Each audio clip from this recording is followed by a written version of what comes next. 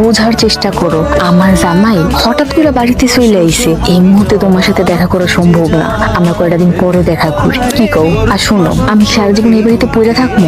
আমি তো সময় মতন তোমার কাছেই চইলাম, অল্প কয়টা দিন সময় দাও। আমগো লাইফ সেটেল করার লেগা মোটা অঙ্কের কিছু টাকা পয়সা হাত করা দরকার না? লক্ষ্মী ছিলেন, আমি বুঝতে পারছো?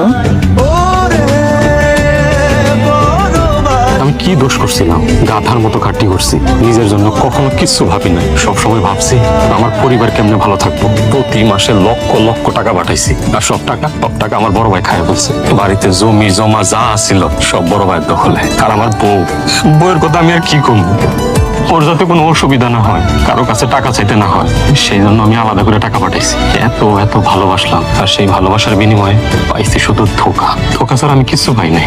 বন্ধু, মানুষ এত বেইমান হয় কেমন?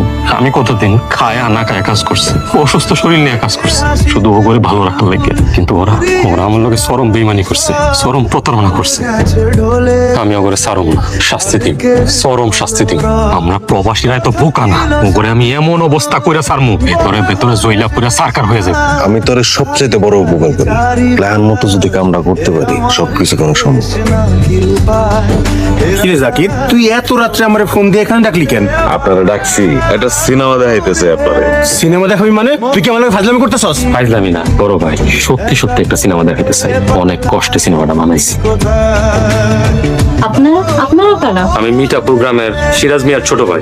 সিরাজ? আমি কোনো সিরাজকে চিনি না, জানাক না রে। এই খারাপ, এই যে দেখান তো, আরে চিনেন কিনা? গত সপ্তাহেই তো শহর থেকে ঘুরে এলেন, আর এখন কইতেছেন চিনেন না। বেশি কিছু করবো না, তোর জামাই জব্বর মোল্লা আছে না, ওনার কাছে পাঠাই দেবো। উনি দুবাই থাকে না। কি চান? দেখেন, আপনার সাথে আমার কোনো ব্যক্তিগত শত্রুতা আমি নাই। আমি আপনার উপকার করবো, বিনিময়ে আপনি আমার একটা উপকার করেন। আপনার সংসার ঠিক আছে? মানে কি করতে হইবে? বন্ধু জাকির, এখন কত কি করা যায়? আমাকে গ্রামের সব মানুষের ইনবক্সে পাঠাই দিন। আমাকে ভাই ফেসবুক, ইউটিউব সব জায়গায় ফেমাস। তুই এবারে মাফ করে দে, তোর সব কিছু আমি তোরে বুঝাই দিব। জমি যত দলিল আছে সব তোরে বুঝাই দিব ভাই। বড় ভাই, সব তো বুঝাই দি ভাই, তার সাথে আরো একটা কাজ করতে হবে। কি করতে হবে ক? সব করবো ক। ইকবাল, তুই আমার মাফ করে দে ভাই। এই ল, তোর ভাগে যত জমি জমা আছে সব দলিল এখানে আছে, তুই বুঝালো। এই দোষটা যদি তোর আগে হইতো তাহলে কি দুই ভাইয়ের ভিতরে আমি ঝগড়া কাজা হইতো?